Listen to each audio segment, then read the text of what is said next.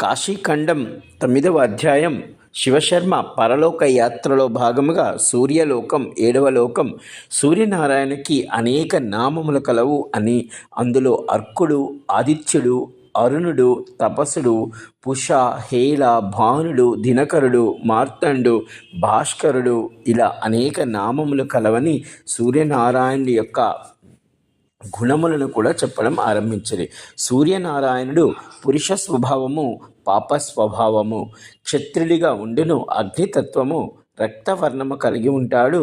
మనకున్నటువంటి 3 గుణాలలో రజోగుణము కలిగి ఉంటాడు, స్థిర స్వభావము కలిగి ఉంటాడు, రుచికారకుడు, గృహస్థానము, దేవాలయము, తూర్పు దిక్కునకు అధిపతిగా ఉంటాడు, జలభాగము నిర్జలంగా ఉండాలి, లోహం రాగికి అధిపతి, పాలనా శక్తి రాజు. అలాగే శరీరంలో ఈ సూర్యనారాయణుడు 2 భాగములు, చర్మము, ఆత్మ.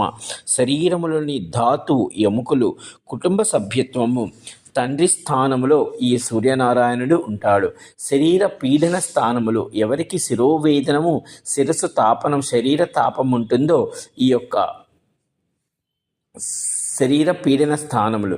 కుటుంబములో స్థానములు, ముఖద్వారము, పూజామందిరము. సమయం పగటి సమయం.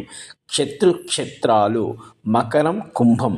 అలాగే విషమక్షేత్రాలు వృశ్చికం, ధనుసు. మిత్రక్షేత్రం మీనం, సమక్షేత్రం మిథునం, కన్య.